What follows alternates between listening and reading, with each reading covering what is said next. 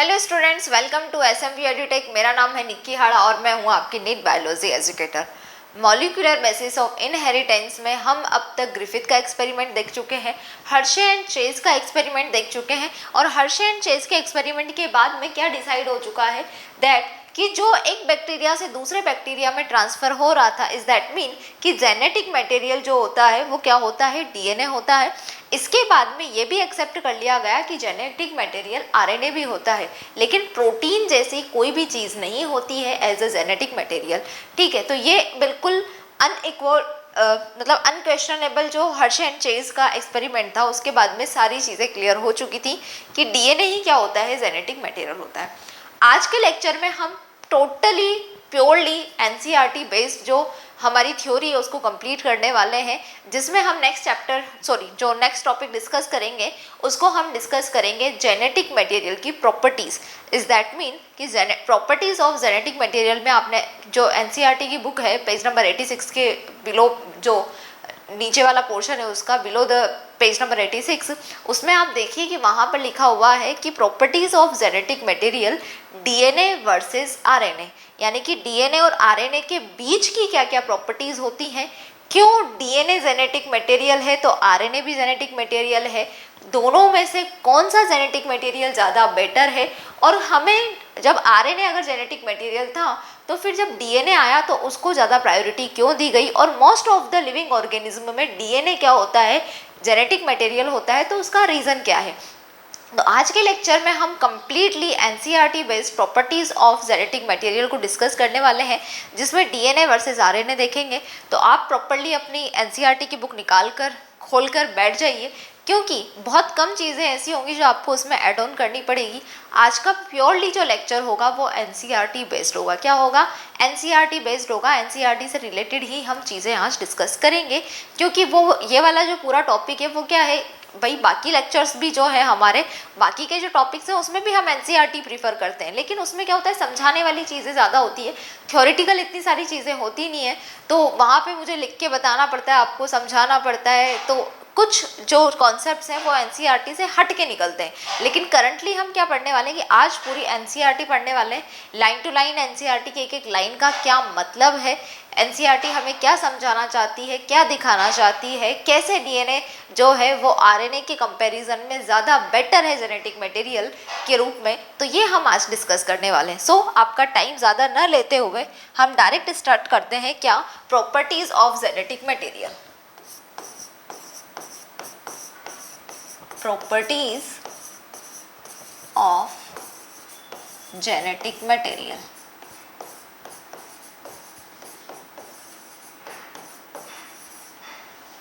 जिसमें एनसीईआरटी लिख के बैठी हुई है ब्रैकेट में, डीएनए वर्सेस आरएनए, दोनों के बीच में हमें क्या करवाना है, युद्ध करवाना है और देखना है कि कौन सी टीम आज जीतने वाली है, डीएनए जीतता है या फिर आरएनए जीतता है। और मेरे बच्चे बहुत ज़्यादा स्मार्ट हैं, समझदार हैं, उनको पता है कि डीएनए ही जीतेगा, लेकिन जीतेगा कैसे, ये सारी चीज़ें हमें देखनी है।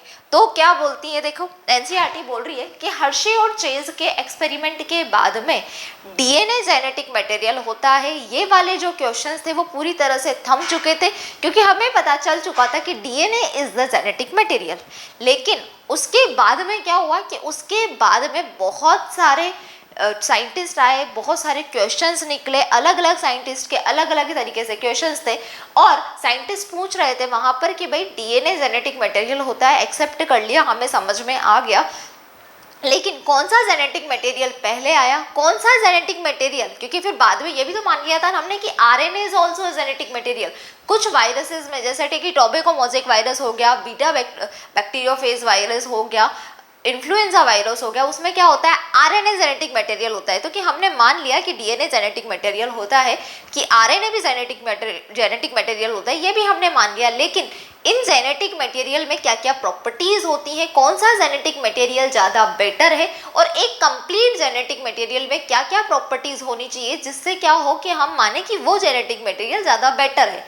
इस तरह के क्वेश्चन क्या हुए फिर निकले, मतलब हर्षे चेज के एक्सपेरिमेंट के बाद तो ये तो क्लियर हो गया था कि डीएनए ही क्या होता है, जेनेटिक मटेरियल होता है। फिर डीएनए को मानने के बाद में आरएनए जेनेटिक मटेरियल होता है, ये भी मान लिया। पहले सबको क्या कंफ्यूजन था कि हो सकता है प्रोटीन भी हो, प्रोटीन जो बायोमोलिक्यूल है वो भी तो जेनेटिक मटेरियल हो सकता है, लेकिन प्रोटीन जेनेटिक मटेरियल नहीं है। ये हर्षे और चेज के एक्सपेरिमेंट के बाद में बिल्कुल क्लियर हो चुका था। लेकिन अब साइंटिस्ट के क्या सवाल थे कि एक जेनेटिक मटेरियल में क्या क्या प्रॉपर्टीज होनी चाहिए जो उसको एक अच्छा जेनेटिक मटेरियल बनाती है। तो वही हम डिस्कस करेंगे। एनसीईआरटी ने 4 पॉइंट दिए हुए हैं। क्या क्या बोला हुआ है? पहले पॉइंट में एनसीईआरटी बोलती है कि एक परफेक्ट जेनेटिक मटेरियल वो है जो क्या कर सके, खुद की रेप्लिकेशन बना सके, खुद का रेप्लिका कर सके, यानी कि अपनी एक रेप्लिका का मतलब क्या है, रेप्लिकेशन कर सके, यानी कि अपनी एक डुप्लीकेट जो कॉपी बना सके, उसको हम क्या बोलेंगे, बेस्ट जेनेटिक मटेरियल बोलेंगे। फिर उसमें हम क्या करेंगे कि डीएनए और आरएनए दोनों को रख के देखेंगे कि भैया डीएनए रेप्लिकेशन कर पा रहा है या नहीं कर पा रहा है, आरएनए अपना रेप्लिकेशन कर पा रहा है या फिर नहीं कर पा रहा है, ये हम डिस्कस करेंगे। फिर हम क्या करेंगे कि दूसरा एनसीईआरटी का पॉइंट है कि जेनेटिक मटेरियल ऐसा होना चाहिए जो क्या हो कि स्ट्रक्चरली एंड केमिकली स्टेबल हो। क्या हो कि स्ट्रक्चर के बेसिस पर भी स्टेबल हो और केमिकल के बेसिस पर भी स्टेबल हो।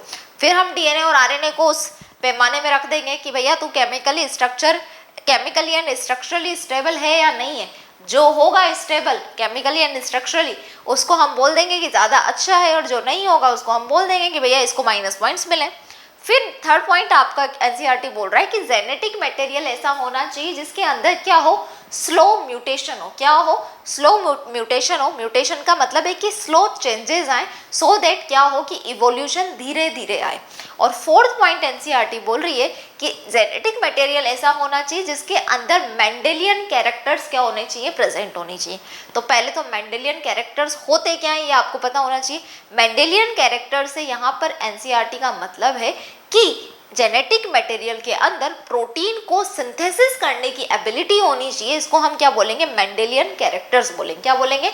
मेंडेलियन कैरेक्टर्स बोलेंगे। यानी कि अगर जेनेटिक मटेरियल के अंदर प्रोटीन को सिंथेसिस करने की एबिलिटी है तो यानी कि वो जेनेटिक मटेरियल क्या है, परफेक्ट है। तो ये 4 पैमाने, 4 आंकड़े या फिर मैं बोलूँ 4 सीमाएं दी हैं एनसीईआरटी ने, जिन 4 पॉइंट्स के अकॉर्डिंग हमें ये पता लगाना है कि इन दोनों में से डीएनए और आरएनए में से जेनेटिक मटेरियल कौन सा ज़्यादा परफेक्ट है और क्यों परफेक्ट है। तो पहले मैं बताती हूँ क्या क्या पॉइंट्स दिए हुए एनसीईआरटी ने। एनसीईआरटी बोलती है a molecule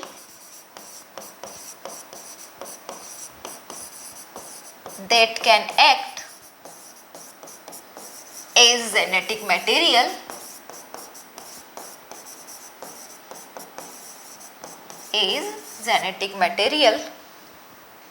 must have following criteria। कि एक मॉलिक्यूल जो क्या हो, जेनेटिक मटेरियल हो, उसके पास में ये जो क्राइटेरिया है वो होना चाहिए। Must have following criteria. ये सभी क्राइटेरिया पे क्या होना चाहिए कि एक जो होती है जेनेटिक मटेरियल का मॉलिक्यूल होगा वो इन क्राइटेरिया को क्या करना चाहिए, पास करना चाहिए। कौन कौन से क्राइटेरिया है भाई, देख लेते हैं। चलिए, क्राइटेरिया नंबर 1। क्राइटेरिया नंबर 1 क्या है? It should B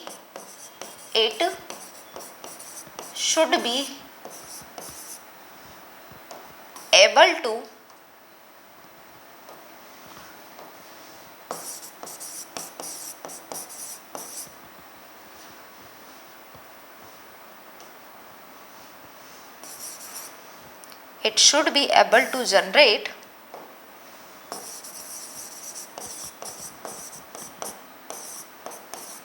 its replica। It should be able to generate its replica, कि ये अपनी रेप्लिका बनाने में क्या होना चाहिए, कैपेबल होना चाहिए। रेप्लिका का क्या मतलब है यहाँ पर कि रेप्लिकेशन कर पाए। रेप्लिकेशन यानी कि अपनी डुप्लीकेट कॉपी बना पाए। जेनेटिक मटेरियल ऐसा होना चाहिए। दूसरा पॉइंट एनसीईआरटी बोल रही है it should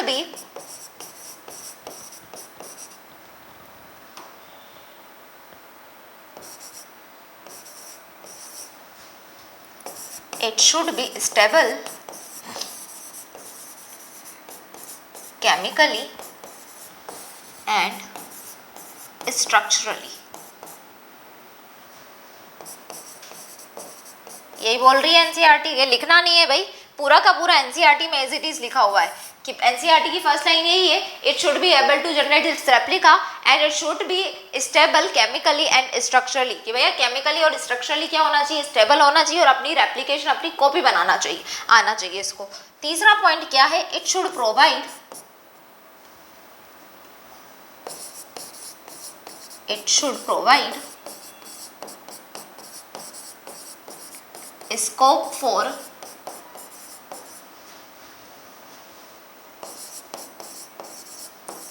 slow changes। Slow changes का क्या मतलब है कि म्यूटेशन हो लेकिन धीरे धीरे होना चाहिए, सडन म्यूटेशन नहीं होना चाहिए, फास्ट चेंज नहीं होना चाहिए। दैट आर रिक्वायर्ड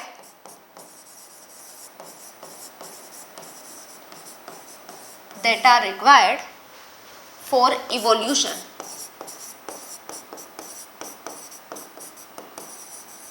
क्या बोला एनसीईआरटी ने कि भाई आपका जो जेनेटिक मटेरियल होगा उसके अंदर स्लो म्यूटेशन होना चाहिए, धीरे धीरे म्यूटेशन होना चाहिए, सडनली म्यूटेशन नहीं होना चाहिए, फास्ट म्यूटेशन नहीं होना चाहिए, क्योंकि फास्ट म्यूटेशन होगा तो क्या होगा, इवोल्यूशन भी फास्ट होगा, लेकिन हम इवोल्यूशन फास्ट नहीं करवाना चाहते हैं, हम चाहते हैं कि भैया धीरे धीरे क्या हो, चेंजेस आए, धीरे धीरे इसके अंदर क्या हो, म्यूटेशन हो।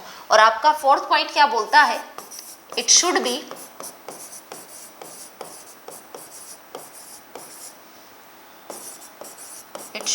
able to express, it should be able to express itself in form of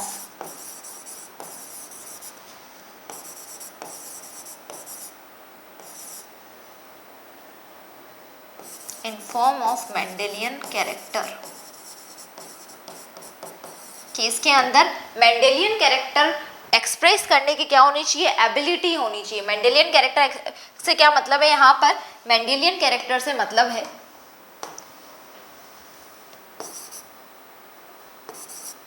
ability to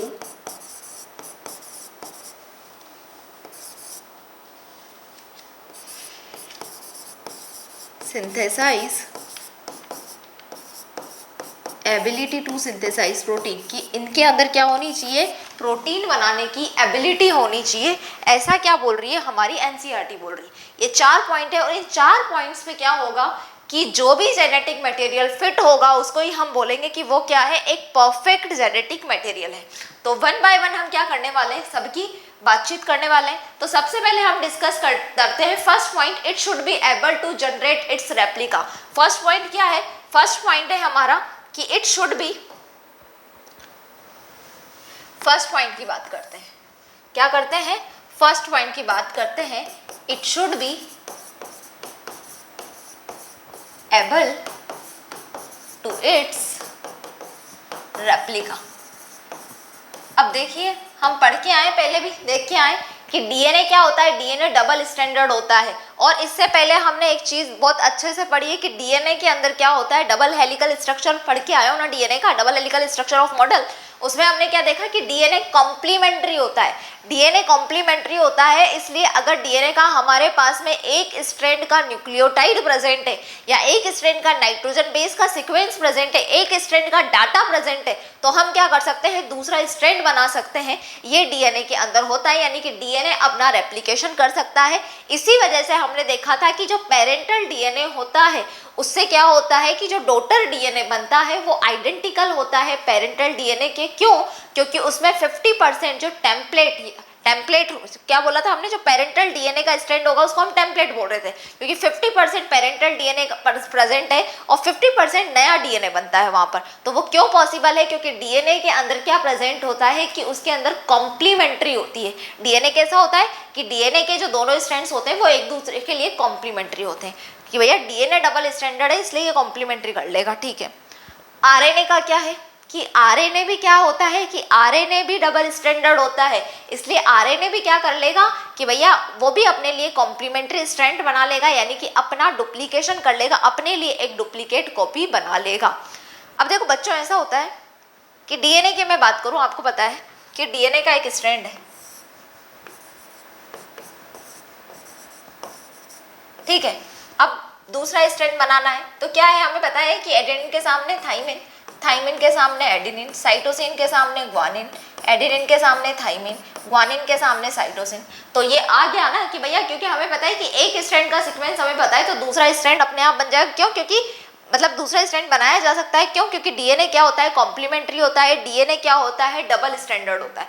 ठीक है, लेकिन अगर मैं आरएनए की बात करूं तो आरएनए में क्या होगा, आरएनए का सीक्वेंस देखिए,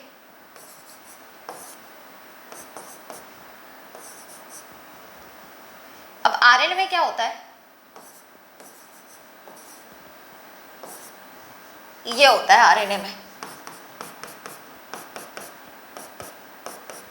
आरएनए में क्या होता है कि आरएनए भी डबल स्टैंडर्ड होता है, इसलिए आरएनए भी क्या कर सकता है, अपना कॉम्प्लीमेंट्री रेडी कर सकता है। और आरएनए में क्या होता है कि डीएनए में तो एडेनिन से थाइमिन जुड़ता है, लेकिन आरएनए में एडेनिन से यूरेसिल जुड़ता है। क्या जुड़ता है बच्चों, कि आरएनए में एडेनिन से यूरेसिल जुड़ता है, ग्वानिन से यहाँ पर भी साइटोसिन जुड़ेगा, और यहाँ पर क्या होता है कि बस एडेनिन से यूरेसिल जुड़ता है। और किस बॉन्ड से जुड़ता है कि यहाँ पर भी 2 हाइड्रोजन बॉन्ड ही बनते हैं। जिस तरह से डीएनए में एडेनिन और थाइमिन के बीच में डबल हाइड्रोजन बॉन्ड प्रेजेंट होता है, आरएनए में भी एडेनिन और यूरेसिल के बीच में डबल हाइड्रोजन बॉन्ड प्रेजेंट होता है। और आरएनए भी क्या कर सकता है कि अपनी कॉम्प्लीमेंट्री रेडी कर सकता है। अब वो बात अलग है कि क्या होता है, बहुत रेयर जगह पे, बहुत कम जगह पे आरएनए क्या होता है, डबल स्टैंडर्ड होता है, डबल स्टैंडर्ड प्रेजेंट होता है। अदरवाइज आरएनए जो है वो सिंगल स्टैंडर्ड ही होता है। लेकिन डबल स्टैंडर्ड कुछ ही जगह पे होता है, लेकिन होता तो है ना। तो ये जो फर्स्ट हमारा पॉइंट था कि it should be able to its replica, तो डीएनए और आरएनए क्या कर सकते हैं, दोनों के दोनों ही रेप्लिकेशन कर सकते हैं, अपना कॉम्प्लीमेंट्री बना सकते हैं, यानी कि अपने लिए डुप्लीकेट कॉपी रेडी कर सकते हैं। इसलिए हम बोल सकते हैं कि ये जो फर्स्ट पॉइंट है, जिसमें क्या होता है कि जेनेटिक मटेरियल अपनी रेप्लिका बना पाए, अपना डुप्लीकेशन कर पाए, इस पॉइंट के आधार पर डीएनए और आरएनए दोनों ही क्या होगा कि इस पॉइंट में, इस एग्जाम में पास होगा। यानी कि यहाँ पर डीएनए और आरएनए दोनों क्या होते हैं, जेनेटिक मटेरियल होते हैं। और डीएनए और आरएनए दोनों के दोनों ये जो पैरामीटर है, इसमें क्या हो चुके हैं, पास आउट हो चुके हैं। अब हम बात करते हैं किसके बारे में, सेकंड जो हमारा क्या है, सेकंड जो हमारा पैरामीटर है उसके बारे में। सेकंड पैरामीटर क्या बोल रहा है हमें, कि सेकंड पैरामीटर बोल रहा है कि इट शुड बी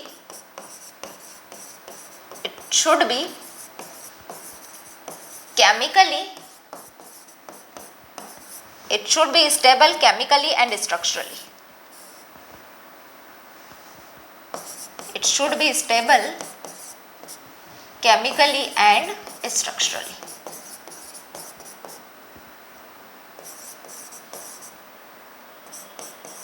कि ये क्या होना चाहिए, जेनेटिक मटेरियल जो होना चाहिए वो क्या होना चाहिए कि अपने आप में केमिकली और स्ट्रक्चरली क्या होना चाहिए, स्टेबल होना चाहिए। सबसे पहले मैं बात करती हूँ डीएनए के बारे में। किसके बारे में बात करती हूँ, डीएनए के बारे में बात करती हूँ। अच्छा, ये बहुत नीचे की तरफ आ रहा लिखा हुआ है ना, ऐसा लग रहा है जैसे नीचे गिर जाएगा।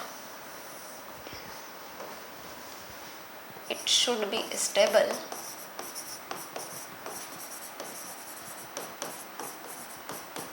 chemically and structurally.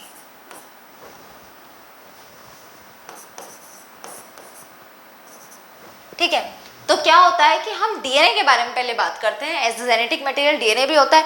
तो डीएनए में हमने देखा हुआ है, क्या देखा हुआ है डीएनए हमने, कि डीएनए जो होता है वो ग्रिफिथ के एक्सपेरिमेंट के पास जाती हूँ मैं, एनसीईआरटी भी बोल रही है कि ग्रिफिथ के एक्सपेरिमेंट में हम देख चुके हैं कि डीएनए क्या होता है, कि स्टेबल है, कि वो केमिकली और स्ट्रक्चरली क्या होता है, स्टेबल होता है। कैसे स्टेबल होता है, कि वही जब हम क्या कर रहे थे कि एस थर्ड के बैक्टीरिया के ऊपर हम हीट किल्ड कर रहे थे, एस थर्ड के बैक्टीरिया को हीट देकर मार रहे थे, तो क्या हुआ था, वहां पर बैक्टीरिया जो था, बैक्टीरिया मर चुका था, लेकिन बैक्टीरिया के अंदर प्रेजेंट जेनेटिक मटेरियल, बैक्टीरिया के अंदर प्रेजेंट कैप्सूल बनाने वाली जीन जो थी वो क्या थी, वो सरवाइव कर रही थी, वो खत्म नहीं हुई, वो डिस्ट्रॉय नहीं हुई।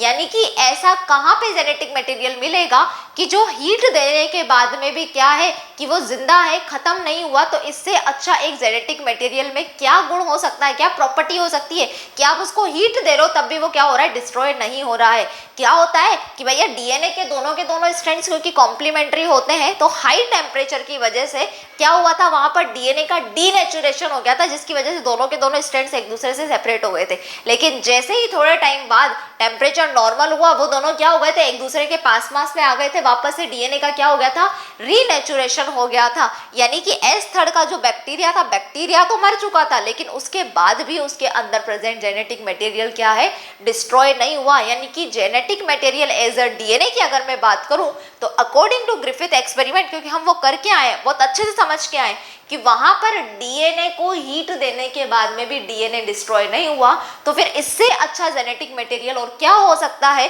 कि उसको हीट दे रहे हो तब भी वो डिस्ट्रॉय नहीं हो रहा है। यानी कि डीएनए क्या होता है कि डीएनए स्ट्रक्चरली जो होता है क्या होता है, स्टेबल होता है। क्या होता है, डीएनए स्टेबल होता है। तो डीएनए की हमने देख ली कि डीएनए क्या होता है, स्ट्रक्चरली एंड केमिकली स्टेबल होता है। डीएनए के बारे में हमने बात कर ली। अब हम बात करते हैं किसके बारे में, आरएनए के बारे में। किसके बारे में बात करते हैं, आरएनए के बारे में। तो आरएनए में आपको पता है कि आरएनए जब बनेगा तो आरएनए के अंदर जो न्यूक्लियोटाइड प्रेजेंट होंगे उसमें कौन सी पेंटोज शुगर प्रेजेंट होती है, राइबोज पेंटोज शुगर प्रेजेंट होती है। और राइबोज पेंटोज शुगर हम पहले डिस्कस करके आए इंट्रोडक्शन में कि राइबोज पेंटोज शुगर के ऊपर प्रेजेंट 2' OH जो होता है, राइबोज पेंटोज शुगर का जो 2' OH होता है, यानी कि सेकेंड कार्बन पर प्रेजेंट जो OH ग्रुप होता है वो क्या होता है, बहुत हाईली रिएक्टिव होता है। और आपको पता है कि जो क्या होगा, रिएक्टिव ज्यादा होगा वो स्टेबल कम होगा। क्या होगा कि जो रिएक्टिव ज्यादा होगा वो स्टेबल कम होगा। ठीक है, पहला रीजन तो ये हो गया कि आरएनए क्या होता है कि भैया उसके अंदर OH ग्रुप प्रेजेंट है उसके राइबोज पर, इस वजह से क्या होता है कि वो रिएक्टिव ज्यादा है तो स्टेबल कम होगा। क्या होगा, स्टेबल कम होगा।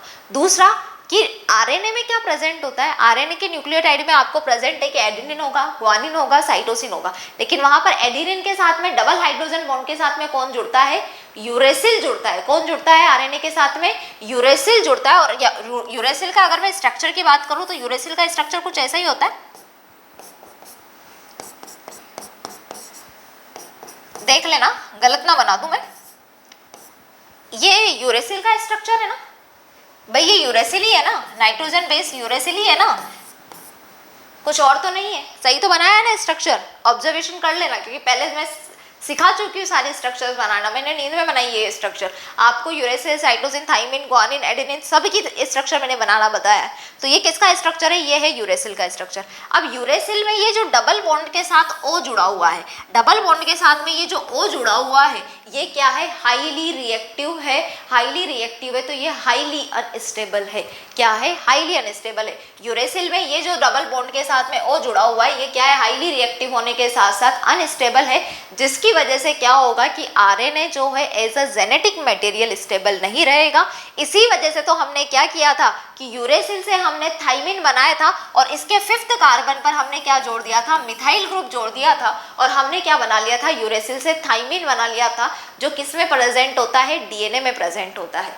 तो दूसरा रीजन हो गया। पहला रीजन कि सेकंड जो राइबोज है उसके 2' OH पर 2' OH ग्रुप पे क्या प्रेजेंट है कि 2' OH ग्रुप जो है वो हाईली रिएक्टिव है, उसमें राइबोज शुगर प्रेजेंट होती है आरएनए में, इस वजह से क्या होता है कि ये स्टेबल नहीं है, अनस्टेबल है। दूसरा रीजन कि इसके यूरेसिल वाला जो स्ट्रक्चर है इसमें यूरेसिल वाले स्ट्रक्चर में क्या होता है कि डबल बॉन्ड के साथ ये जो ऑक्सीजन प्रेजेंट है यहाँ पर, उसकी वजह से क्या है कि ये अनस्टेबल होता है, हाईली रिएक्टिव होने के साथ साथ ये अनस्टेबल हो जाता है।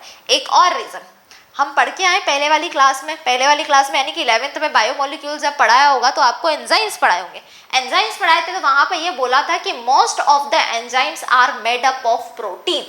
ये नहीं कहा था कि सारे के सारे एंजाइम्स प्रोटीन से मिलकर बने होते, ये बोला था हमने that most of the enzymes are made up of protein. तो बाकी के जो एंजाइम्स हैं जो प्रोटीन से नहीं मिलकर बने होते हैं वो किससे मिलकर बने होते हैं कि वो मिलकर बने होते हैं आरएनए से। तो किस आरएनए से मिलकर बने होते हैं, यानी कि राइबोजाइम, उसको हमने बोला था कि जो आरएनए से मिलकर बने हुए प्रोटीन आरएनए से जो एंजाइम्स का फॉर्मेशन होता है उसको हम बोलते हैं राइबोजाइम। यानी कि आरएनए क्या करता है और एंजाइम्स का काम क्या है कि कैटालिटिक पावर होती है इनके पास में, ये क्या करते हैं, कैटालिज्म करवाते हैं, कैटालिज्म का प्रोसेस करवाते हैं। यानी कि आरएनए इज हेल्प या फिर आरएनए जो है वो एज अ राइबोजाइम जब काम करेगा तब ये क्या करता है, इसके अंदर कैटालिटिक पावर होता है, कैटालिज्म करवाता है। तो जब जो कोई चीज़ कैटालिज्म करवाने का काम कर रही है तो वो स्टेबल कैसे हो सकती है। तो आरएनए के स्टेबल न होने के हमने 3 रीजन देख लिए और डीएनए के स्टेबल होने की एक रीजन हम ग्रिफिथ के एक्सपेरिमेंट को बहुत अच्छे से देख के आए। और दूसरी बात कि डीएनए के अंदर यूरेसिल नहीं होता, यूरेसिल की जगह क्या होता है, थाइमिन। तो थाइमिन एक प्रॉपर क्या है, स्टेबल स्ट्रक्चर है। दूसरा, डीएनए में राइबोज शुगर नहीं होती। सेकंड, जो 2' कार्बन होता है उस पे क्या होता है कि वहां पे एक ऑक्सीजन की कमी होती है, तो 2' OH ग्रुप वहां पे प्रेजेंट नहीं होता, इसीलिए डीएनए में डीऑक्सी राइबोज शुगर प्रेजेंट होती है। और डीएनए कभी भी एज अ कैटेलिटिक क्रिएटिविटी नहीं करता है, यानी कि डीएनए के अंदर कैटेलिज्म पावर नहीं होती है, वो कभी भी डीएनए से एंजाइम्स नहीं बनते हैं। इस वजह से ये तीनों के तीनों प्रॉपर्टीज जो क्या कर रही है, आरएनए को अनस्टेबल बता रही है, उसकी वो क्या है कि डीएनए के अंदर प्रेजेंट नहीं है। तो डीएनए क्या हुआ, as a genetic material DNA जो है केमिकली और स्ट्रक्चरली क्या है, ज़्यादा स्टेबल है, जबकि आरएनए में ये तीनों की तीनों प्रॉपर्टीज होने की वजह से ये स्टेबल नहीं है, केमिकली और स्ट्रक्चरली ये क्या है, अनस्टेबल है। इस वजह से हम क्या बोल सकते हैं, हम बोल सकते हैं कि ये जो सेकेंड पैरामीटर था जेनेटिक मटेरियल कैसा होना चाहिए, उसकी जो सेकंड प्रॉपर्टीज होनी चाहिए थी, वो आरएनए के अंदर प्रेजेंट नहीं है, डीएनए के अंदर प्रेजेंट है। तो यहाँ पर आरएनए फेल हो चुका है और डीएनए क्या हो गया है, हमारा पास हो चुका है। तो यहाँ पे हमने क्या बोला कि, और हाँ देखिए, जेनेटिक मटेरियल क्या होता है, केमिकली और स्ट्रक्चरली जो है स्टेबल होना चाहिए। तो कैसा स्टेबल होना चाहिए कि आपकी एनसीईआरटी बोलती कि जेनेटिक मटेरियल के अंदर इतनी केमिकल और स्ट्रक्चरली स्टेबिलिटी होनी चाहिए कि जब हम क्या हो कि हमारी ज़िंदगी के अलग अलग चरण चले, अलग अलग पड़ाव आए। जैसे आपको पता है कि बच्चा है, बच्चे से वो बड़ा होगा, बड़े से वो अडल्ट होगा, अडल्ट होने के बाद में उसकी शादी होगी, फिर बुढ़ापा आएगा, ये सब चीज़ें होंगी। तो क्या हो रहा है कि जिस तरह से हमारी एज बढ़ती जाएगी, लाइफ साइकिल में हमारी एज बढ़ती जाएगी, वैसे क्या होगा कि हमारी ऑर्गन्स की काम करने की जो कैपेसिटी है या ऑर्गन्स का जो शेप साइज है वो क्या होगा, उसके अंदर वेरिएशन आते जाएंगे, वो चेंज होते जाएंगे, यानी कि हमारी फिजियोलॉजी चेंज होती जाती है।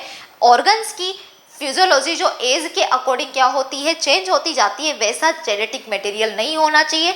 ऐसा नहीं होना चाहिए कि जेनेटिक मटेरियल बचपन में जो था बहुत अच्छा था, यानी कि हम ये बोले कि यार बचपन में तो मेरा डीएनए बहुत अच्छा था, अब क्या मेरे को बुढ़ापा आ गया ना, इसलिए ना मेरे को है ना डीएनए मेरा अच्छा नहीं बचा। ऐसा नहीं होना चाहिए। जेनेटिक मटेरियल ऐसा होना चाहिए कि जो लाइफ के फिजियोलॉजी चेंज आने के बाद में भी क्या हो कि हमेशा शुरू से लेकर अंत तक सिमिलर रहे। तो यानी कि जेनेटिक मटेरियल के अंदर केमिकली और स्ट्रक्चरली क्या होनी चाहिए, स्टेबल होनी चाहिए। डीएनए जो है स्टेबल होता है, लेकिन आरएनए स्टेबल नहीं होता है। डीएनए की स्टेबिलिटी ग्रिफिथ का जो एक्सपेरिमेंट था उससे हमें पता चल रही है, और आरएनए के अंदर जो 3 पॉइंट अभी मैंने बताया उनको मैं यहाँ लिखूंगी। तो उसकी वजह से आरएनए क्या है कि केमिकली स्ट्रक्चरली स्टेबल नहीं है, तो आरएनए इस पैरामीटर पर फेल हो जाता है। क्या होता है कि आरएनए यहाँ पर फेल हो जाता है। तो आपकी एनसीईआरटी क्या बोलती है कि genetic material should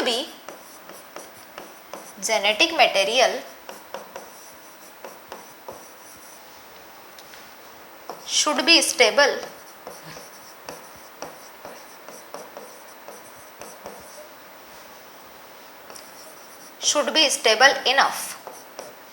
enough stable होना चाहिए। क्या होना चाहिए, इनफ स्टेबल होना चाहिए, not to change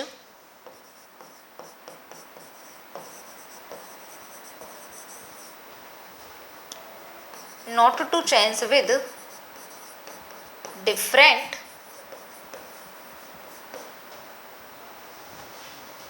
stage of life,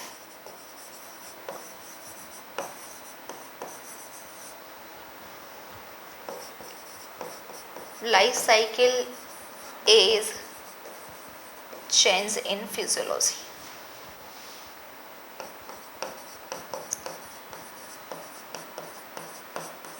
change in physiology of organism, कि जेनेटिक मटेरियल क्या होना चाहिए, प्रॉपर स्टेबल होना चाहिए। ऐसा ना हो कि लाइफ साइकिल में जिस तरह से एज के हिसाब से फिजियोलॉजी में ऑर्गन्स की फिजियोलॉजी में डिफरेंस आता है एक ऑर्गेनिज्म के, वैसा जेनेटिक मटेरियल नहीं होना चाहिए कि एज के अकॉर्डिंग या फिजियोलॉजी के अकॉर्डिंग क्या हो जाए, चेंज हो जाए। और हमने देखा कि आरएनए के क्यों स्टेबल नहीं है, क्योंकि आरएनए के अंदर हमने 3 पॉइंट्स देखे। क्या क्या देखे कि आरएनए जो है वो रिएक्टिव नेचर का होता है। आरएनए कैसा है, रिएक्टिव नेचर है आरएनए के अंदर। क्यों है रिएक्टिव नेचर आरएनए के अंदर, क्योंकि 2' OH ग्रुप प्रेजेंट है इसमें राइबोज पर। तो reactive nature of 2' OH group of ribose. Ribose का क्या है कि कि राइबोज के अंदर 2' ग्रुप जो रिएक्टिव है, रिएक्टिव नेचर की वजह से क्या है कि आरएनए अनस्टेबल है, ठीक है ना, क्योंकि ये 2' ग्रुप जो होता है वो क्या होता है, रिएक्टिव ज़्यादा होता है, इस वजह से अनस्टेबल होता है, यानी कि इसकी स्टेबिलिटी क्या होगी, कम होगी। दूसरा होता है कि आरएनए जो है वो कैटालिटिक रोल प्ले करता है, कैटालिटिक रोल प्ले करता है, यानी कि आरएनए क्या करता है, राइबोजाइम जो एंजाइम है, आरएनए से बने हुए एंजाइम को हम बोलते हैं राइबोजाइम, उसकी वजह से इसके अंदर एक कैटालिटिक रोल की प्रॉपर्टी होती है, यानी कि इस वजह से भी क्या है, हमारा आरएनए जो है वो अनस्टेबल है। अभी समझाया था मैंने।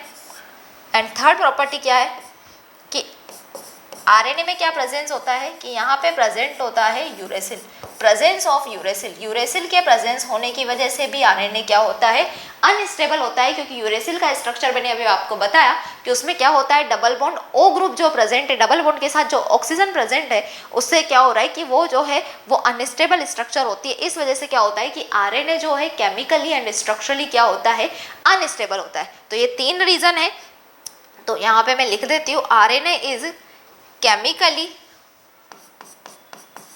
RNA is chemically more reactive। क्या है कि ये केमिकली बहुत ज़्यादा रिएक्टिव है, due to this reason chemically more reactive and structurally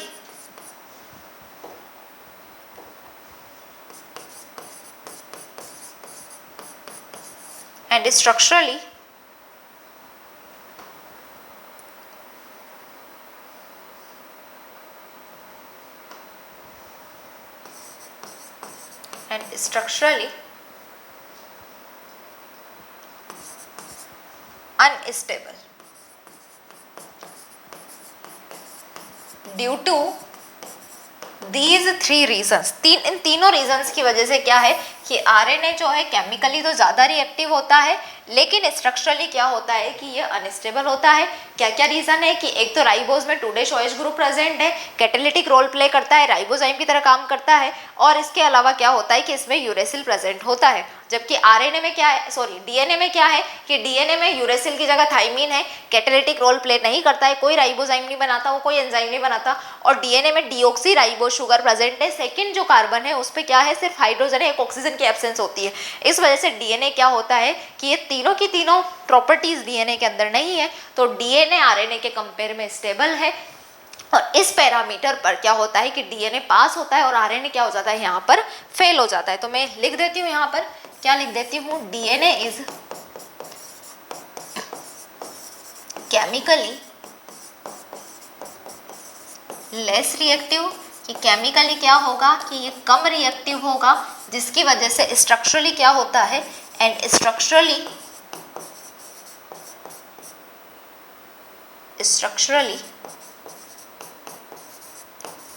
more stable होता है। केमिकली क्या होता है कि कम रिएक्टिव होता है और स्ट्रक्चरली क्या होता है, ज़्यादा स्टेबल होता है हमारा डीएनए। अब हम बात करते हैं थर्ड की। थर्ड जो पैरामीटर है हमारा, थर्ड पॉइंट जो है एनसीईआरटी का, उसके अकॉर्डिंग उसमें क्या बोला है कि जेनेटिक मटेरियल ऐसा होना चाहिए जिसके अंदर क्या हो कि जेनेटिक मटेरियल ऐसा होना चाहिए जिसमें क्या हो कि भैया धीरे धीरे म्यूटेशन हो, धीरे धीरे चेंज आए, धीरे धीरे वेरिएशंस आए, जिससे क्या हो कि धीरे धीरे इवोल्यूशन हो। अब आप एक बात बताइए कि धीरे धीरे इवोल्यूशन किसके अंदर होगा, धीरे धीरे चेंजेस किसके अंदर आएंगे, जो कि स्टेबल होगा। स्टेबल चीज़ को चेंज करने में समय लगता है, लेकिन जो अधिक क्या है, जो बहुत ज़्यादा रिएक्टिव है, जो अनस्टेबल है, उसको चेंज होने में ज़्यादा टाइम नहीं लगेगा। यानी कि आरएनए क्या करेगा कि आरएनए के अंदर हम देखेंगे कि बहुत जल्दी जल्दी वेरिएशंस देखने को मिलेंगे, बहुत जल्दी जल्दी क्या होगा, यहाँ पर म्यूटेशन होगा। जबकि डीएनए में क्या होगा कि डीएनए में शांति से म्यूटेशन होगा। इसलिए यहाँ का पैरामीटर में, ये थर्ड पैरामीटर में भी हम देखेंगे कि डीएनए तो पास हो जाएगा और आरएनए हो जाएगा हमारा फेल। तो देखिए इधर थर्ड पॉइंट क्या है, थर्ड पॉइंट हमारा बोलता है स्लो चेंज। क्या बोलता है, स्लो चेंज करने के लिए बोलता है, यानी कि चेंज का क्या मतलब है यहाँ पर, slow mutation that are required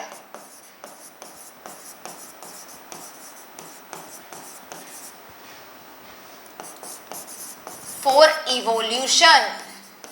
समझ रहे हो, डीएनए और आरएनए की प्रॉपर्टीज क्यों है कि भैया DNA as a genetic material क्यों होता है most of the living organism में, उसके रीजन हम पढ़ते जा रहे हैं। फर्स्ट रीजन देखा, सेकंड रीजन देखा, और हम थर्ड रीजन देखेंगे कि स्लो चेंज होना चाहिए जेनेटिक मटेरियल में, जो किसके लिए जरूरी है, म्यूटेशन या चेंजेस किसके लिए जरूरी होते हैं, इवोल्यूशन के लिए होते हैं, लेकिन बहुत ज्यादा फास्ट इवोल्यूशन नहीं चाहिए। हम चाहते हैं कि धीरे धीरे क्या हो, इवोल्यूशन हो। तो अब यहाँ पर देखिए, क्या देखिए कि डीएनए और आरएनए की बात करूं मैं, तो आरएनए की अगर मैं बात करूं तो आरएनए क्या होता है कि ये मोर अनस्टेबल है। अभी देखा कि बहुत अनस्टेबल है ये, तो आरएनए क्या होता है कि आरएनए क्या है भैया, अनस्टेबल है।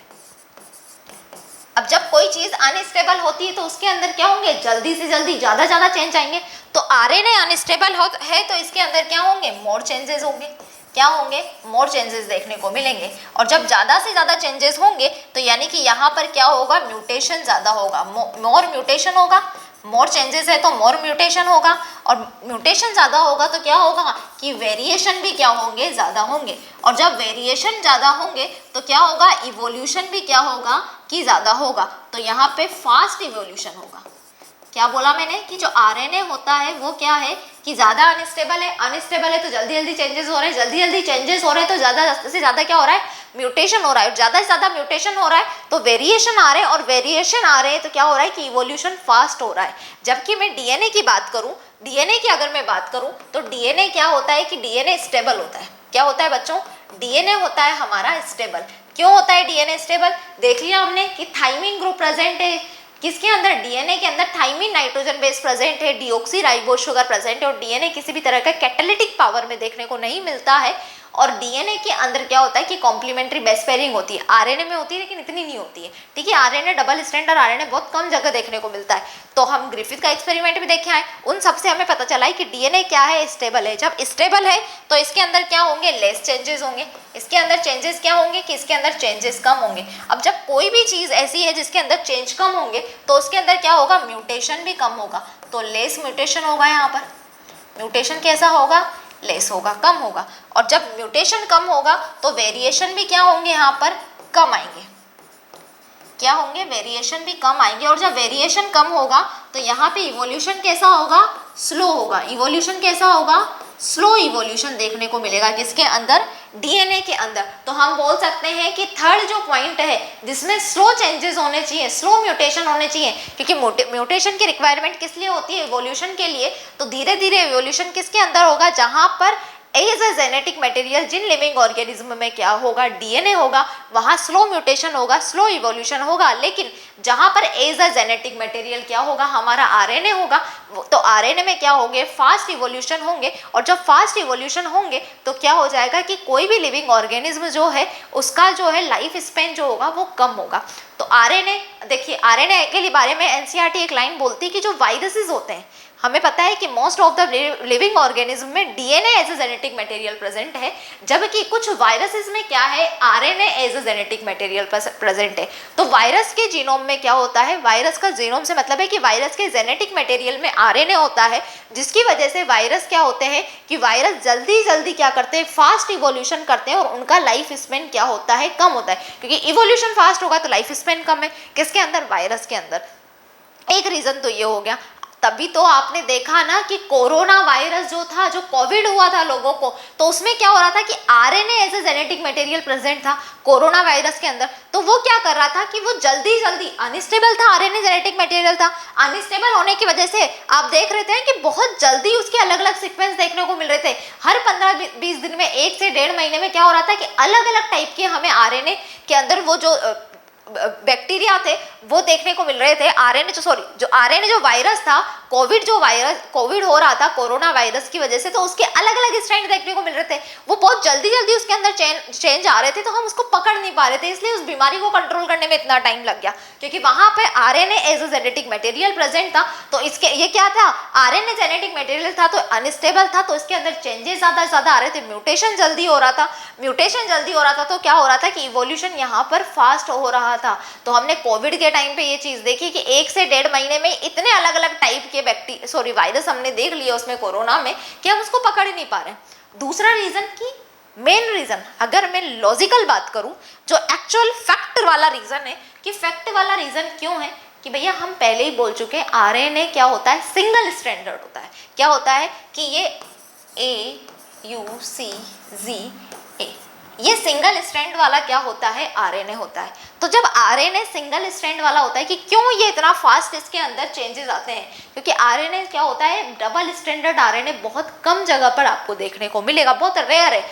जनरली क्या होता है, आरएनए सिंगल स्ट्रैंडर्ड होता है। अब जब सिंगल स्ट्रैंडर्ड आरएनए है तो क्या होगा कि इसकी जब कॉम्प्लीमेंट्री हम बना ही नहीं सकते, इसके सामने कॉम्प्लीमेंट्री नहीं है, इसकी ये कॉम्प्लीमेंट नहीं बना सकता अगर सिंगल स्टैंडर्ड है, तो इसके अंदर अगर कोई गलती हो भी जाएगी, इसके सीक्वेंस में अगर कोई गलती हो भी जाएगी, तो इसके सीक्वेंस में कोई गलती हो जाएगी तो उसको पकड़ेगा कौन। कॉम्प्लीमेंट्री का फायदा क्या है कि कॉम्प्लीमेंट्री जब बनती है किसी भी जेनेटिक मटेरियल की, वहाँ पे रेप्लिकेशन कर पाता है, तो वहाँ पे कॉम्प्लीमेंट्री जब बेस पेयरिंग हो जाती है, कॉम्प्लीमेंट्री बेस पेयरिंग जब किसी जेनेटिक मटेरियल के अंदर हो जाती है, तो जहाँ पर गलत नाइट्रोजन बेस है या गलत न्यूक्लियोटाइड है तो उसको पकड़ लिया जाता है। यहाँ पर तो ये सिंगल स्टैंडर्ड है, तो इसको पकड़ेगा कौन, कौन पकड़ेगा इसको। तो क्या हो जाएगा कि भैया फास्ट इवोल्यूशन होते जाएंगे, फास्ट चेंजेस आते जा रहे हैं, ठीक है। लेकिन अगर मैं बात करूं डबल स्टैंडर्ड डीएनए के बारे में, तो ये एक सिंगल स्टैंडर्ड डीएनए और एक डबल स्टैंडर्ड डीएनए, ठीक है। इस डबल स्टैंडर्ड डीएनए में क्या है, ये एक सीक्वेंस है, तो इसका कॉम्प्लीमेंट्री डीएनए बना है, ठीक है, बेस पेयरिंग हुई है यहाँ पर, तो यहाँ पे क्या होगा,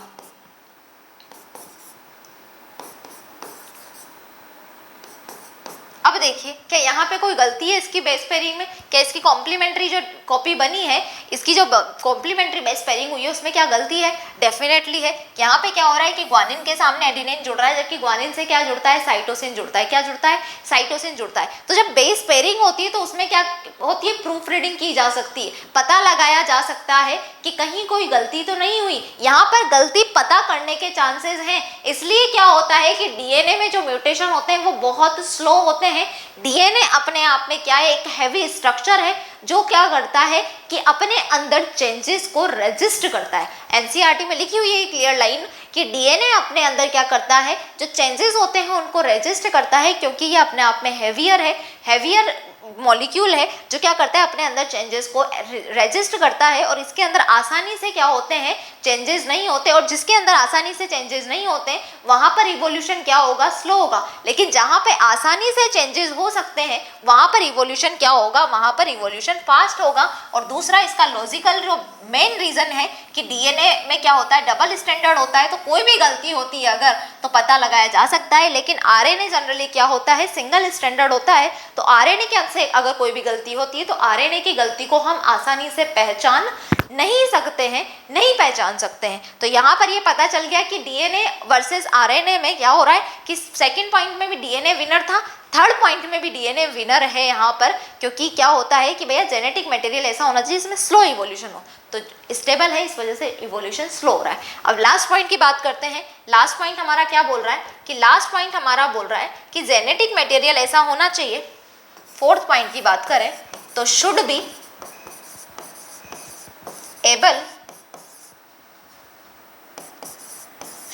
able to express itself in form of Mendelian character।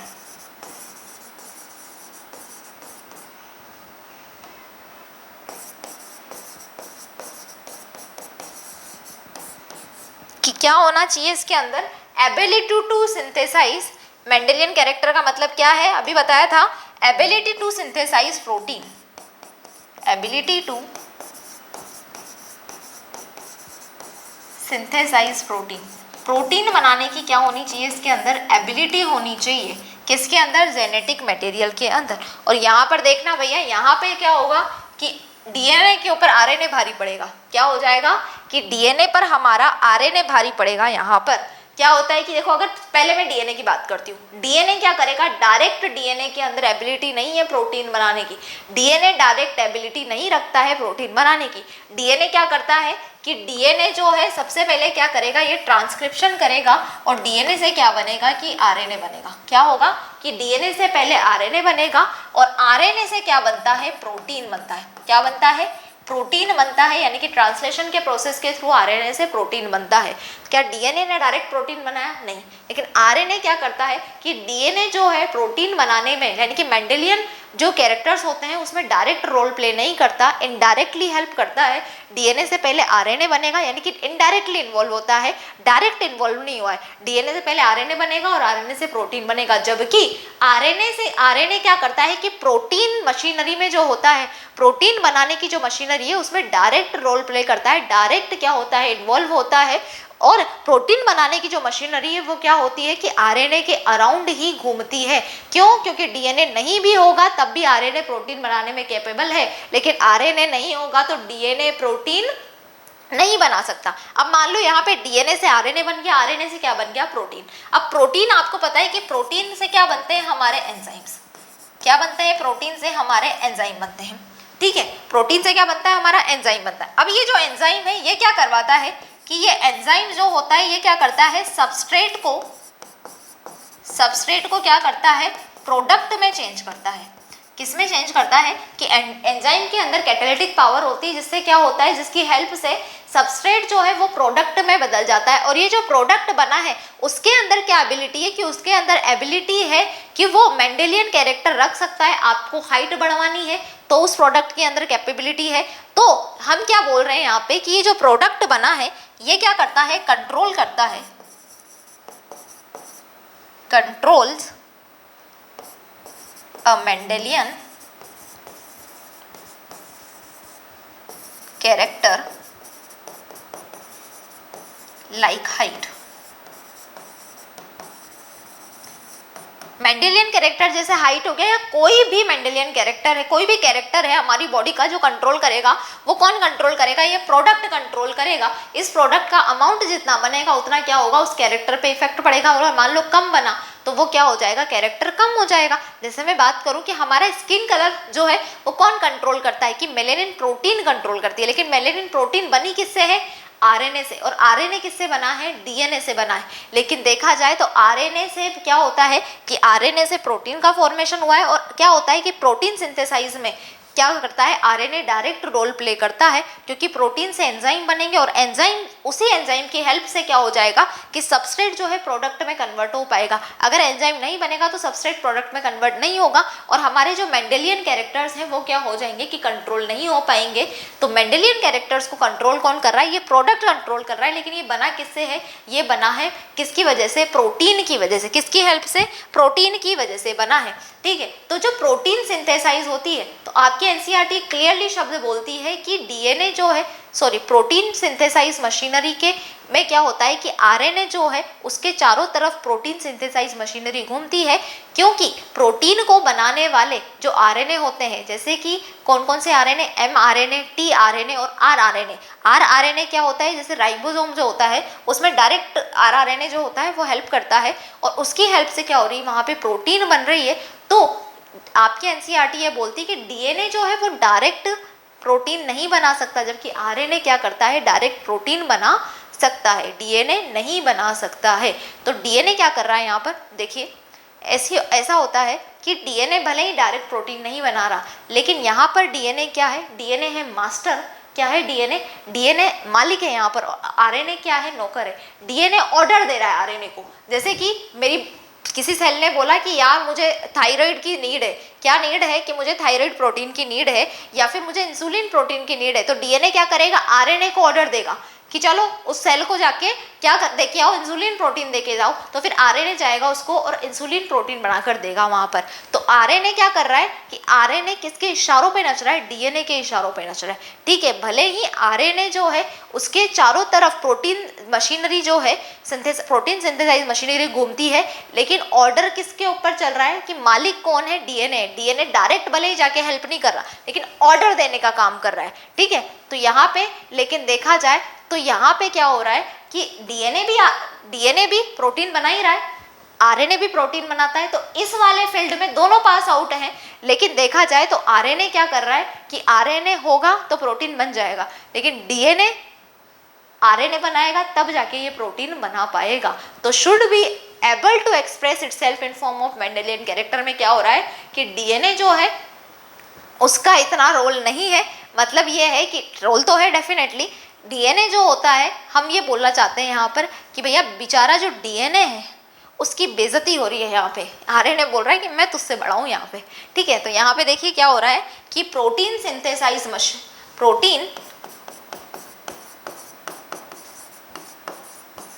Synthesising machinery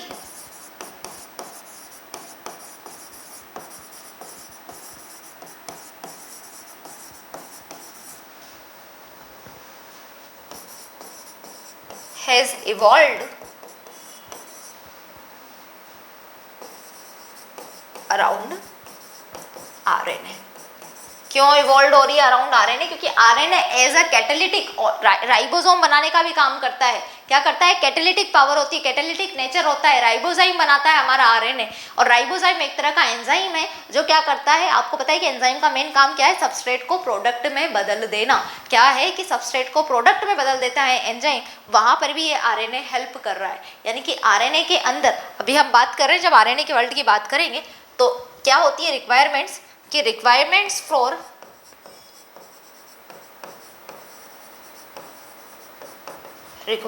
for protein synthesis की अगर मैं बात करूं, रिक्वायरमेंट्स फॉर प्रोटीन सिंथेसिस, तो क्या क्या रिक्वायरमेंट होती है प्रोटीन सिंथेसिस के लिए? कि रिक्वायरमेंट होती है एमआरएनए की, टीआरएनए की और आरआरएनए की। और आरआरएनए क्या है? ये कंपोनेंट है, कंपोनेंट ऑफ राइबोसोम। आरआरएनए क्या होता है कि राइबोसोम का कंपोनेंट होगा। और आपको पता है कि बिना राइबोसोम के प्रोटीन बनाना क्या होता है? पॉसिबल ही नहीं है, क्योंकि ribosome is called protein factory. क्या बोला जाता है? प्रोटीन फैक्ट्री राइबोसोम को बोलते हैं हम, क्योंकि आरआरएनए क्या है? राइबोसोम का कंपोनेंट है, सबसे मेजर रोल तो इसी का होगा, ठीक है। तो प्रोटीन सिंथेसिस करने के लिए आरएनए की ही रिक्वायरमेंट होती है, एमआरएनए, टीआरएनए, आरआरएनए, ठीक है। तो और इसके अलावा क्या होता है कि प्रोटीन जब बनेगी, तो भैया प्रोटीन जब बनेगी तो क्या होता है कि प्रोटीन आपस में जुड़ी होती है, अमाइनो एसिड जो बनेंगे वो आपस में जुड़ेंगे किसके थ्रू? पेप्टाइड बॉन्ड्स के थ्रू। तो पेप्टाइड बॉन्ड को जोड़ने के लिए यहाँ पे क्या होती है, जो एंजाइम जरूरत होती है वो भी क्या है? एक तरह का राइबोजाइम है। क्या है? राइबोजाइम है। तो यहाँ पे क्या होता है?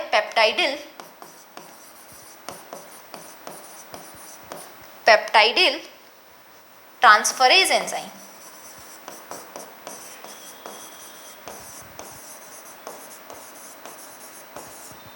पेप्टाइडिल ट्रांसफरेज एंजाइम की भी क्या है? एक तरह का राइबोजाइम है।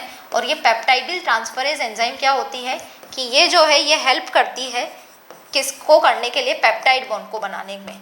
तो help in peptide bond formation between amino acid.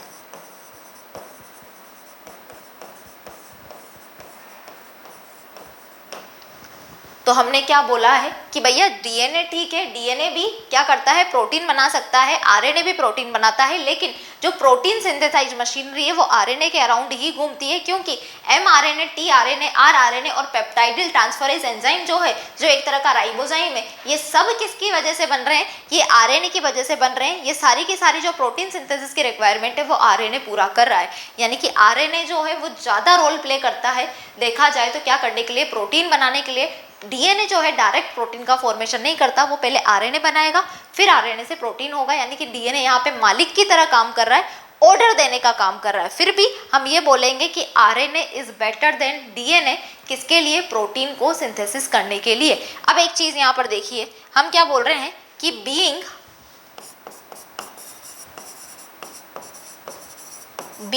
More stable, DNA क्या होता है? ज्यादा स्टेबल होता है। देखिए पहले वाले क्राइटेरिया में दोनों पास थे, दूसरे वाले केमिकल स्ट्रक्चर वाले में डीएनए पास था, म्यूटेशन वाले में, स्लो म्यूटेशन में डीएनए पास था। इसमें क्या होता है? डीएनए आरएनए दोनों ही ये चीज़ कर सकते हैं। लेकिन हम क्या बोल रहे हैं कि भले ही आरएनए भी जेनेटिक मटेरियल होता है, ऐसे जेनेटिक मटेरियल होता है, लेकिन सबसे ज़्यादा स्टेबल क्या होता है कि डीएनए होता है। ज़्यादा स्टेबल क्या होता है? आरएनए के कंपेयर में डीएनए होता है। इसीलिए हम क्या बोल रहे हैं कि most of the living organism में DNA is the genetic material है। तो being more stable DNA is preferred DNA is preferred for storage of genetic information.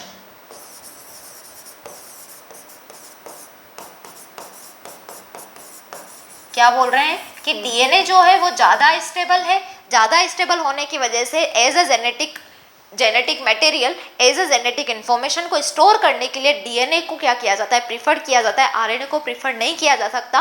तो डीएनए के अंदर ऐसी कौन सी जेनेटिक इन्फॉर्मेशन स्टोर है कि भैया डीएनए के अंदर डीएनए ही तो ऑर्डर दे रहा है कि जाओ उसके लिए इंसुलिन बना, जाओ उसके लिए थायरोक्सिन प्रोटीन बना, जाओ उनके वहां पे जाकर कोई और काम कर, ये सारे के सारे प्रोटीन को जो इंस्ट्रक्शन देने का काम कर रहा है, कौन सी जेनेटिक इन्फॉर्मेशन है कि प्रोटीन बनाने की जेनेटिक इन्फॉर्मेशन किसके अंदर है, डीएनए के अंदर है। डीएनए ही ऑर्डर देगा किसको, आरएनए को, तब जाके प्रोटीन बनेगी। तो यहाँ पर हम क्या बोल रहे हैं कि डीएनए जो है वो ज्यादा स्टेबल है, क्यों, क्योंकि उसके अंदर जेनेटिक इन्फॉर्मेशन प्रेजेंट होती है। तो किस तरह की जेनेटिक इन्फॉर्मेशन प्रेजेंट होती है कि जो भी प्रोटीन बनाना है उस प्रोटीन को बनवाने की जेनेटिक इन्फॉर्मेशन डीएनए के अंदर है, इसलिए हम बोल रहे हैं कि डीएनए क्या होता है, ज्यादा स्टेबल होता है, यानी कि इसी वजह से आरएनए को हमने यहाँ से रिजेक्ट कर दिया।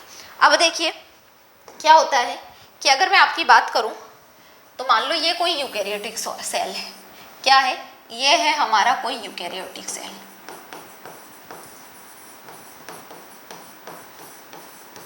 ठीक है, अब इस यूकैरियोटिक सेल में क्या प्रेजेंट है, ये हमारा न्यूक्लियस प्रेजेंट है। क्या प्रेजेंट है, न्यूक्लियस प्रेजेंट है।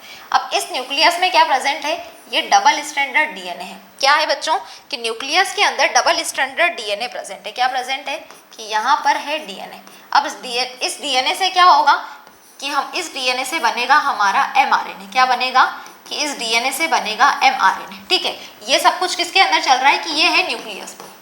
यूकैरियोटिक सेल के न्यूक्लियस में क्या है, डबल स्ट्रैंडेड डीएनए प्रेजेंट है। उस डबल स्ट्रैंडेड डीएनए से क्या बना कि एमआरएनए बना। क्या बना, एमआरएनए बना। अब ये एमआरएनए इस न्यूक्लियस से निकलकर कहाँ पर आ जाएगा कि यहाँ पर ये एमआरएनए इस न्यूक्लियस से निकलकर कहाँ पे आ जाएगा, साइटोप्लाज्म में आ जाएगा। साइटोप्लाज्म में एमआरएनए आ गया। अब साइटोप्लाज्म में इस एमआरएनए से क्या जुड़ जाएगी कि इस साइटोप्लाज्म में एमआरएनए से जुड़ जाएगा हमारा राइबोसोम। क्या जुड़ जाएगा कि इससे जुड़ जाएगा राइबोसोम।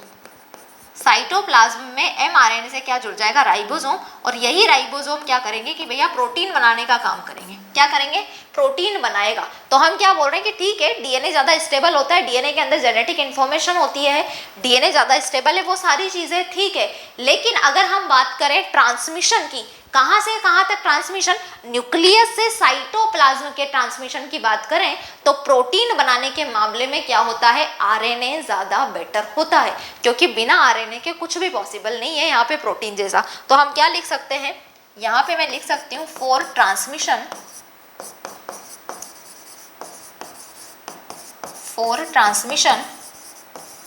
ऑफ जेनेटिक इन्फॉर्मेशन, कि भाई हम बोल रहे हैं कि जेनेटिक इन्फॉर्मेशन को स्टोर जो है डीएनए ज़्यादा अच्छे से कर सकता है, वो ठीक है, लेकिन for transmission of genetic information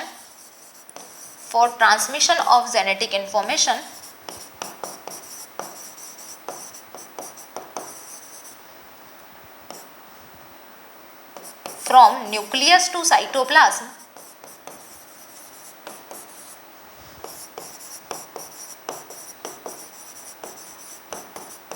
in a cell, RNA is better।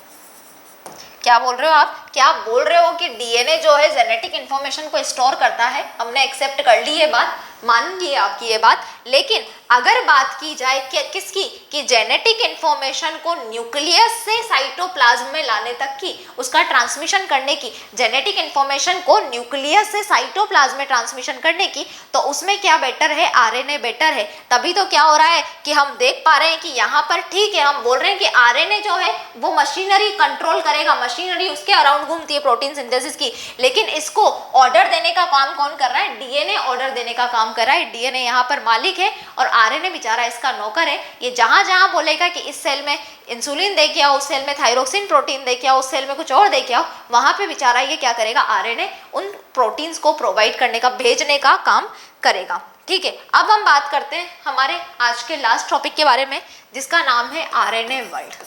क्या नाम है, आरएनए वर्ल्ड। साइंटिस्ट बोलते हैं कि ठीक है कि जेनेटिक मटेरियल डीएनए ज़्यादा बेटर होता है, आरएनए नहीं होता है, इसलिए most of the living organism में क्या है, डीएनए प्रेजेंट है। अब इस डिस्कशन को यहाँ पर खत्म करो, हम थक चुके हैं कि ये डिस्कशन सुन सुन के, इस डिस्कशन को अब यहाँ पर आके आप लोग खत्म करो।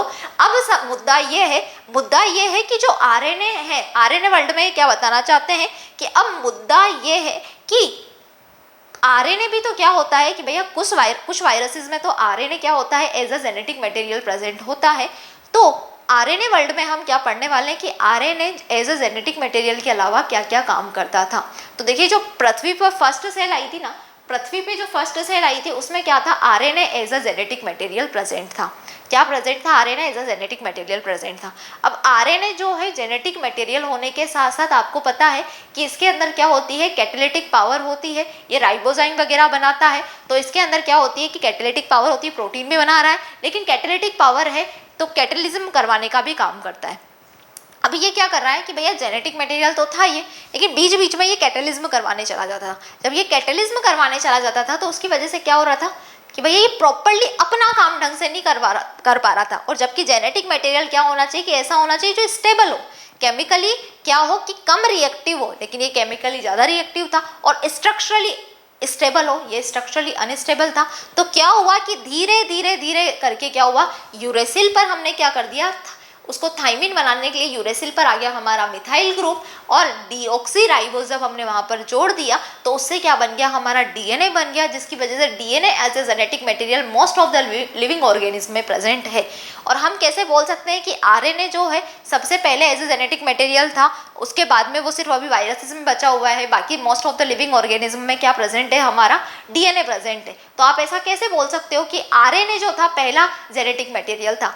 भाई बोल सकते हैं, क्यों? क्योंकि अभी भी स्टिल हमारी बॉडी में कुछ फंक्शंस ऐसे हैं, कुछ फंक्शंस जैसे कि क्या हो गया, ट्रांसलेशन हो गया, मेटाबॉलिज्म हो गया, स्प्लिसिंग हो गई, उन सभी फंक्शंस में क्या होता है कि जो आरएनए से बने हुए एंजाइम है, सारे के सारे प्रोटीन से बने हुए एंजाइम हमारी बॉडी के फंक्शंस को कंट्रोल नहीं कर रहा है, काम नहीं करवा रहे। राइबोजाइम जो होता है, आरएनए से बने हुए जो एंजाइम होते हैं, वो आज भी हमारी बॉडी में क्या कर रहे हैं कि एज अ कैटालिटिक हमारी बॉडी के फंक्शंस को कंप्लीट करवा रहे हैं, क्योंकि उनका कैटालिटिक नेचर होता है। इस वजह से हम बोल सकते हैं कि आरएनए जो था वो क्या था कि आरएनए धरती पर आने वाला पहला क्या था, जेनेटिक मटेरियल था। तो धरती पर आने वाली जो पहली सेल थी उसके अंदर क्या प्रेजेंट था, RNA as a genetic material present था। और आपको पता है किसी भी सेल को जिंदा रहने के लिए क्या करना पड़ेगा, प्रोटीन सिंथेसिस करना पड़ेगा। और वो प्रोटीन सिंथेसिस कहाँ से करेगी, जब उसके अंदर आरएनए प्रेजेंट होगा। तो वो प्रोटीन सिंथेसिस कर पाई, सर्वाइव कर पाई, जिंदा रह पाई। तो ये क्लियर बताता है कि RNA was the genetic material जो पहली धरती पे आई थी। उसके बाद में इसके अंदर इवोल्यूशन हुआ, इवोल्यूशन होने के बाद में आरएनए से हमारे जेनेटिक मटेरियल डीएनए का फॉर्मेशन हुआ। ठीक है, मतलब आरएनए के ऊपर जो यूरेसिल था उसमें मिथाइल ग्रुप जुड़ने से थाइमिन बन गया, जो राइबोज शुगर थी वो पेंटोज डीऑक्सी राइबोज शुगर में राइबोज शुगर जो थी वो डीऑक्सी पेंटोज राइबोज शुगर में कन्वर्ट हो गई। तो आरएनए से क्या बन गया, डीएनए बन गया। तो यहाँ पर क्या बोल सकते हैं हम, यहाँ पे मैं बोल सकती हूँ RNA was the first genetic material.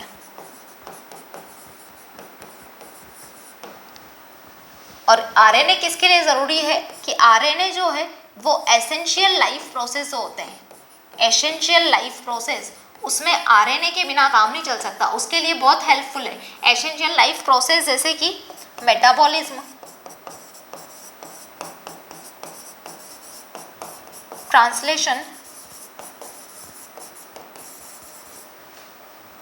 Translation का मतलब है प्रोटीन सिंथेसिस कर सकता है,